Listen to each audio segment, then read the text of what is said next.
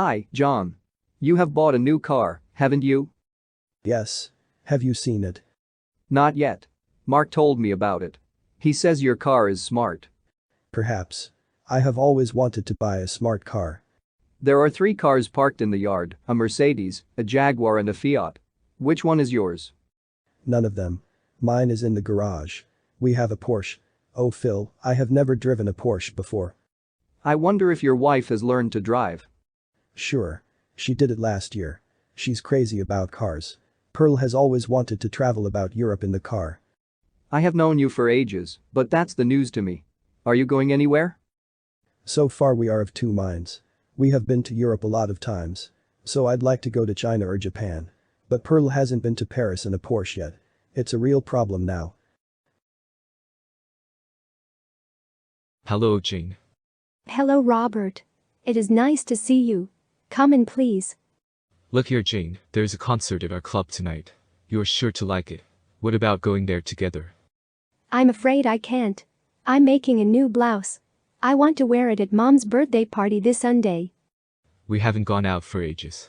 Besides, it's a pity to stay at home on such a fine day. You are right. I have 4 days left. I'll manage it. But will you help me before we go? Sure. What is it, Jane? Something has gone wrong with my iron. Can you put it right? Let me have a look at it. Well, there's nothing the matter with the iron. I think it's the plug. Can you repair it? It's nothing. But you please, be quick. Okay. I'll be back in no time. I'll go out to change. Here you are. How clever of you. Thank you very much. Are you ready to go? As you see. But just a moment. I'll leave a note for my mother and switch off the light. Hurry up then. I'm afraid we are going to be late. Dear me. This telephone. Hello. Is that you, Mary? Oh, Jane, words fail me. St. Patrick is known as the patron saint of Ireland. True, he was not born Irish. But he has become an integral part of the Irish heritage, mostly through his service across Ireland of the 5th century. Patrick was born in the later half of the 4th century AD. There are differing views about the exact year and place of his birth. According to one school of opinion, he was born about 390 AD, while the other school says it is about 373 AD. Again, his birthplace is said to be in either Scotland or Roman England. His real name was probably Mewin Succat. Though Patricius was his romanicized name, he later came to be known as Patrick. Patrick was the son of Calpurnius, a Roman British army officer. He was growing up as naturally as other kids in Britain. However, one day a band of pirates landed in South Wales and kidnapped this boy along with many others. Then they sold him into slavery in Ireland. He was there for 6 years, mostly imprisoned. This was when changes came to him. He dreamed of having seen God. Legend says he was then directed by God to escape with a getaway ship.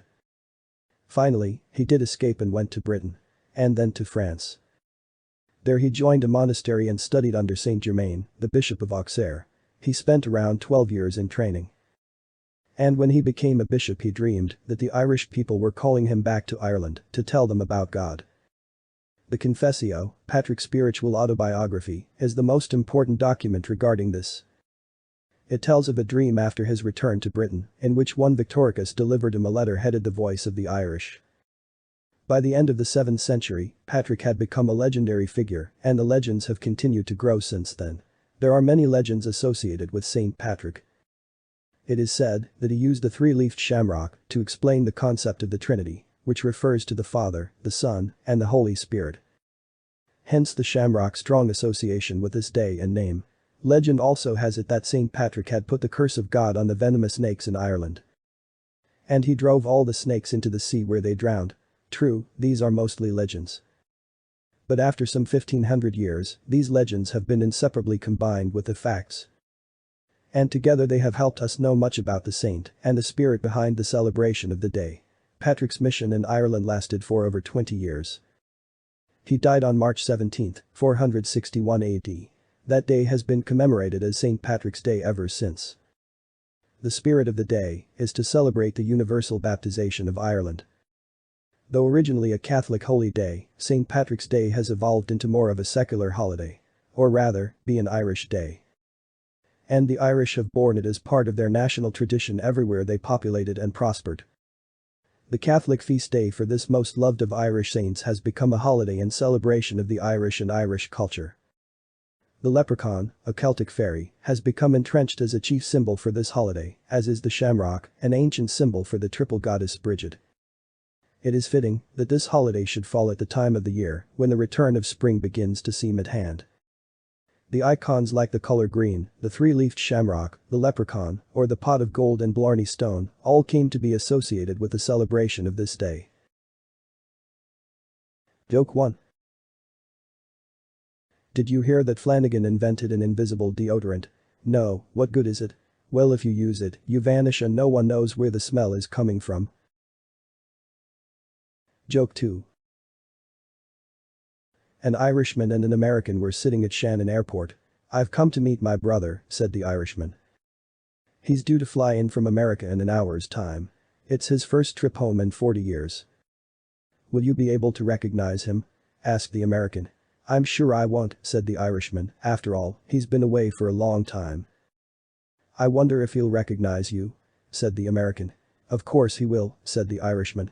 "Sure, I haven't been away at all." Joke 3. An aging man lived alone in Ireland. His only son was in Long Kesh prison. And he didn't know anyone who would spade up his potato garden.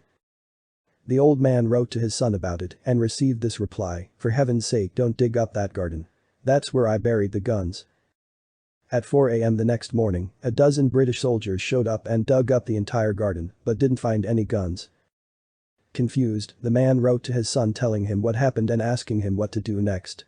His son's reply was, "Just plant your potatoes." Ecotourism. Imagine the scene. You're sitting in the hot sunshine beside the swimming pool of your international luxury hotel, drinking your imported gin and tonic.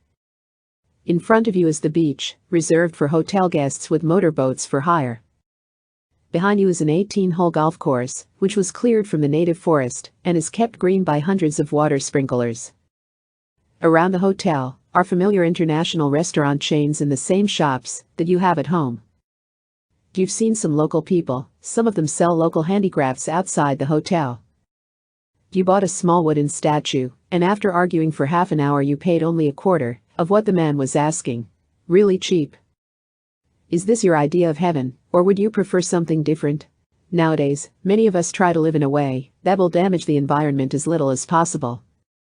We recycle our newspapers and bottles, we take public transport to get to work, we try to buy locally produced fruit and vegetables, and we stopped using aerosol sprays years ago. And we want to take these attitudes on holiday with us. This is why alternative forms of tourism are becoming more popular all over the world. But what is ecotourism? There are lots of names for these new forms of tourism: responsible tourism, alternative tourism, sustainable tourism, nature tourism, adventure tourism, educational tourism, and more. Ecotourism probably involves a little of all of them. Everyone has a different definition, but most people agree that ecotourism must conserve the wildlife and culture of the area, benefit the local people and involve the local community, be sustainable, that is, make a profit without destroying natural resources, provide an experience that tourists want to pay for. So, for example, in a true ecotourism project, a nature reserve allows a small number of tourists to visit its rare animals and uses the money that is generated to continue with important conservation work. The local people have jobs in the nature reserve as guides and wardens, but also have a voice in how the project develops. Tourists stay in local houses with local people, not in specially built hotels. So they experience the local culture and do not take precious energy and water away from the local population. They travel on foot, by boat, bicycle or elephant, so that there is no pollution. And they have a special experience that they will remember all of their lives. This type of tourism can involve only small numbers of people, so it can be expensive. But you can apply the principles of ecotourism wherever you go for your holiday. Just remember these basic rules. Be prepared. Learn about the place that you're going to visit. Find out about its culture and history. Learn a little of the native language, at least basics like please, thank you, and good morning. Think of your holiday as an opportunity to learn something. Have respect for local culture. Wear clothes that will not offend people. Always ask permission before you take a photograph. Remember that you are a visitor. Don't waste resources. If the area doesn't have much water, don't take 2 showers every day. Remember the phrase, leave nothing behind you except footprints and take nothing away except photographs. Take as much care of the places that you visit as you take of your own home. Don't buy souvenirs made from endangered animals or plants. Walk or use other non-polluting forms of transport whenever you can. Be flexible and keep a sense of humor when things go wrong. Stay in local hotels and eat in local restaurants. Buy local products whenever possible, and pay a fair price for what you buy. Choose your holiday carefully. Don't be afraid to ask the holiday company about what they do that is eco. Remember that eco is very fashionable today, and a lot of holidays that are advertised as ecotourism are not much better than traditional tourism. But before you get too enthusiastic, think about how you are going to get to your dream eco-paradise. Flying is one of the biggest man-made sources of carbon dioxide in the atmosphere. Friends of the Earth say that one return flight from London to Miami puts as much carbon dioxide into the atmosphere as the average British car driver produces in a year. So don't forget that you don't have to fly to exotic locations for your eco-holiday. There are probably places of natural beauty and interest in your own country that you've never visited. Poetic reality. There was once a poet who wanted peace and quiet, so he moved to a country cottage once lived in by the gardener of an estate. The cottage was surrounded by lofty exotic trees. But, as he wrote, he gradually noticed his loneliness. He went to town to see a friend near death from cancer. The friend was not afraid of death, who at 22 is, but she asked him to take a kitten as her velvet delicate cat had had a litter. Among the soft furry forms was a little male who pushed the others aside to drink from his purring mother. The poet went to pick him up. Needle-sharp teeth bit into his hand. This was the one. A little soldier. He took the small ball of anger home in a perforated cardboard shoebox. In the next few weeks he wrote very little. His divan was scratched, his curtains climbed. Soon the vegetarian poet was cutting up vile meat for the soldier. Little stripes appeared on the 4 legs, so he was promoted to corporal. 2 weeks later an immense ginger tomcat entered the cottage, attracted by the smell of sliced calf liver. The tiny corporal, little bigger than a hand, leapt from the divan onto the cat's face, gripping it on the forehead with his front paws, and rapidly raked its face with his back claws. Eventually the tom shook its head free and fled. Promoted on the bloody field of battle to sergeant, the kitten twitched with energy for hours. Over the months there were a series of battles, and the kitten rose through the ranks to major. After a fight with a midnight calypso-singing muscular black tom who never again returned, he was promoted to colonel. At dawn one morning the poet found 5 enormous headless rats on the neat stone doorstep. The little general, chin held high, toyed with the vanquished corpses. Honorably, in battle, the general lost an eye. For a few days he was renamed Katasov. It didn't fit. Napoleon was small, so for the next month he remained as Bonaparte was, simply the general. Then one afternoon 5 tomcats surrounded the general under the oak tree. Fur flew. Raging rolling madness. Although 4 of them fled, when the poet threw a bucket of water, the general wouldn't let go of the striped massive enemy. He had his claws firmly in. The poet put on leather gloves to separate the 2 weakened warriors. He dressed the torn face of the newly promoted generalissimo, then, in keeping with the Geneva Convention, dabbed arnica ointment on the scratched beaten veteran. Now the small cat could languidly patrol his territory without challenge. The generalissimo had no rivals. Then suddenly, as cats do, he didn't come home. The poet missed a morning meow demand for milk. By midday the writer put down his pen and started to search hedgerows for the generalissimo. In the evening he carried a torch and went far from home calling out for the generalissimo. He returned and sat despondent on the divan. He heard a quiet purring. There, lying behind the divan was the generalissimo. Tenderly licking 6 minute blind kittens, each one differently colored. The generalissimo had become the generalissima. The dogs and the moon. I had 2 dogs. Othello was a pitch-black stray found starving and shaking when people approached. Even when the welts of its mistreatment had healed, it was always nervous. But it was good company for the aristocratic Rommel, a silly spotted Dalmatian. In the evening I used to drive them to an old walled cemetery to run about. Strange people walked their dogs there, and greeted each other with the affable freemasonry of pet owners. But other odd people used the Stanmore graveyard for different purposes. A lonely, nervous, sensitively beautiful young woman brought 16 stray dogs with her, and fed them, and played the block flute with haunting melancholy as they looked lovingly at her. A venerable Chinese master slowly, almost imperceptibly, moved tracing Tai Chi into the chill evening air, with dignity and inner calm, until friendly Rommel jumped up on him. Jabbering curses and flaying about with vicious Shaolin martial arts hand cuts, he attacked good-natured puzzled Rommel. They were, as Lao Tzu would say, part of the order of the universe, yin-yang. The graveyard got an Australian bicentennial government grant to repair its historic headstones. Real masons lifted sagging capstones to reveal subterranean crypts, some of which were 4 meters deep with wooden plank shelves on either side.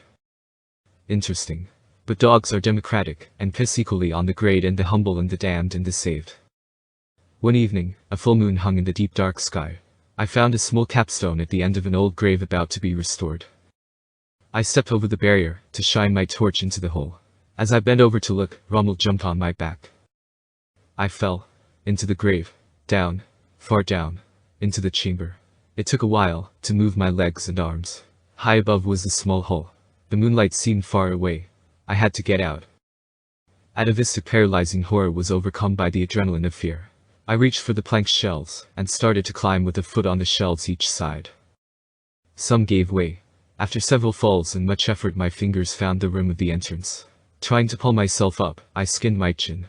I was pale with fear, covered in cobwebs, flecked with blood and the dust of, well let us say, the dust of ages. I got a knee on the rim, and with agony I groaned as I emerged. My limbs were bruised and cramped so I stretched. Everything hurt. Rommel and Othello held, and held, and held. Then, in the light of the full moon, I saw the woman drop her block flute in terror, and white-eyed she ran, past me with her pack of strays scattering. She didn't return. Months later I met the priest and asked if he knew of an eccentric, sensitive young woman dressed in bright clashing colors who used to feed stray dogs in the cemetery, and played the block flute. He did know of her.